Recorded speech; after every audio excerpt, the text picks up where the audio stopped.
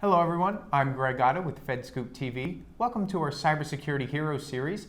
I'm talking with Tony Sager, the Senior Vice President and Chief Evangelist for the Center for Internet Security. Tony, Great. Thanks for joining us today. My pleasure, thank you for having me. Can you share with us how you have seen federal agencies significantly improve their cybersecurity posture over the past couple months and few years? Well, not so much on the last couple months, but there's been a lot of emphasis over the last couple years about what I'd call improving the basic practice. Okay. Federal agencies are often very complex institutions.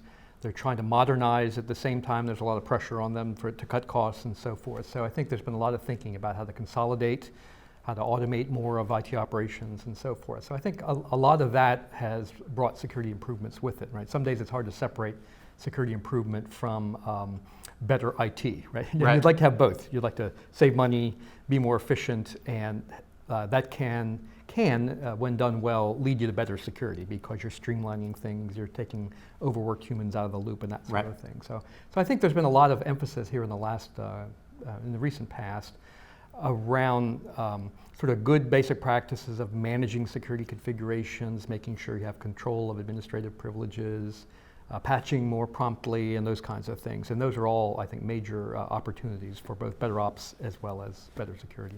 So as agencies look to leverage new technology, how can they push the boundaries with things like next generation data security practices? I mean, agencies are dealing with petabytes of data now, so how do you integrate modern security controls around that in order to keep the full posture safe? Yeah, one of the, I think, greatest challenges that agencies have is to not get overwhelmed by the problem. Okay. So, we think of capitalism as very efficient, which is sort of true in the long term, but in the short term it's highly inefficient. So what I mean by that is, the market is a noisy place, right? So there's and this is a really difficult problem. There's really a crying need for new types of solutions. So you get these very confusing messages about, you need to throw everything away and start over again.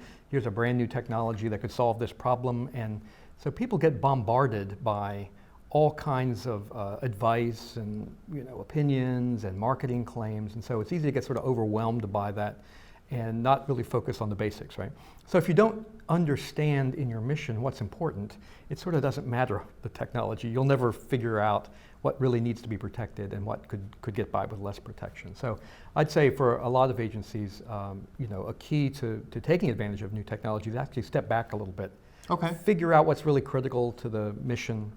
What is the data that drives that, right? What is the control that needs to be asserted on that? What are the role of human beings? Who needs to have access to certain information? Who can change it?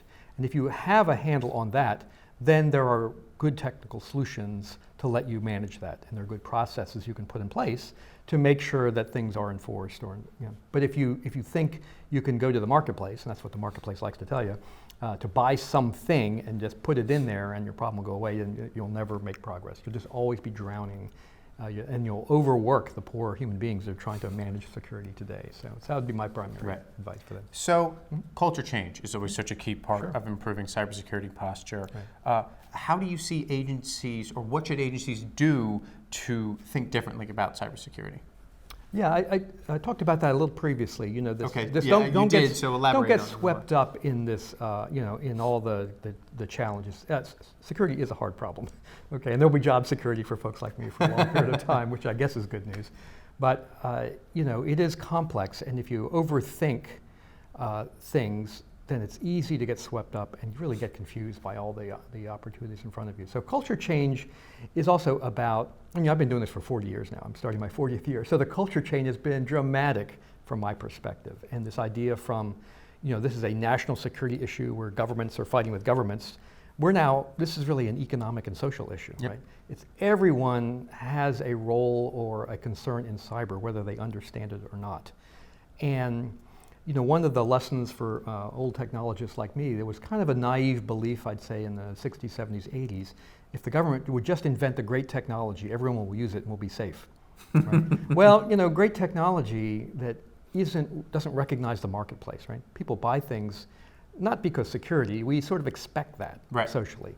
We really buy them for capability, right? For functions, to do things for us. And so you have to account for that to get people to change their behavior, right? Most of security improvement is really about helping people change their behavior, not about buying magical tools. So culture is about then kind of trying to understand what are the root cause issues. Why don't we do things like patch our systems when we know we should? Why do we fall for phishing attacks when we know we shouldn't? Those kind of things. So I think this culture of security is a really important part of it, and I think we're certainly seeing a lot of folks taking that very seriously. But also, again, you can't fall for the magic part of it, right? A lot of this is just about good management of IT. And in physical space, we're kind of used to thinking about, we don't lose things, right, that are expensive and scarce. We manage them, we have processes to control them, we know who's responsible, and try to extend some of those ideas into the way we manage information technology. So we all have to have a role in this. That's the culture change. On the flip side, we're not going to teach every user to be a security wizard, right? That's unrealistic too. Right. But in the rest of society, we don't expect everyone to be able to fly a plane, right? We don't expect everyone to be a surgeon. Right. And we have mechanisms in society to help us understand what constitutes the acceptable set of skills, what's the reasonable body of knowledge, how are people certified or credentialed in that. So, we do need more awareness, but we also don't have the mechanisms in place to help people. So you've been dancing around my last Sure. question here. What is the one piece of technology that agencies need to get right if they're to keep their networks secure? Yeah, I'm not sure there's one, but I hinted about kind of basic practices. Right. Every study, a serious study based on data that people have done, essentially comes up with the same message, right? That the vast majority of problems that people are facing today that cost us time and money and inconvenience and embarrassment, at the end of the day come down to sort of really unexciting problems, right? Mundane problems, poor password choices, failure to set up your system cleverly for security, failure to patch it, ignoring basic good practices. And so there's a lot that we need to do there that gives high value and probably at not tremendous cost, right? Things that we just need to do. And again, we take this for granted in a lot of business, like public health, right? We all expect, basically we expect everyone to get vaccinated, wash your hands, don't cough on your friends, There's a lot of practices that are built into the way we interact as social creatures.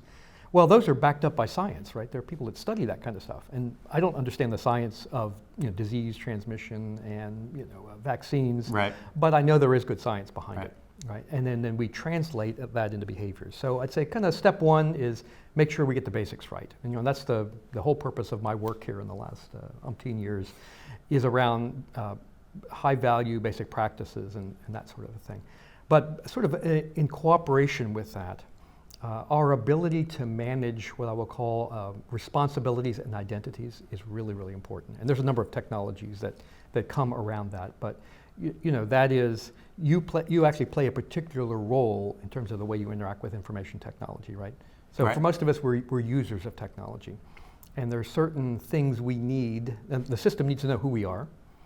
And with our role, say, in a company, comes certain access to information, certain responsibilities, certain opportunities that I have to change things, move things, and so forth. And we need ways to manage that. And so the market has been replying with, I think, some really great ideas and technology to help people manage those kinds of things, right? We've left this kind of unmanaged socially. Right. And so, again, we're not going to train every citizen to become a great system administrator on their home computer. Right. That's just beyond expectation. So we need to define a role that's appropriate that allows people to interact with technology and shop and bank and communicate with their friends and so forth in a way that preserves also the expectations we have of safety and security. Great. So that's it.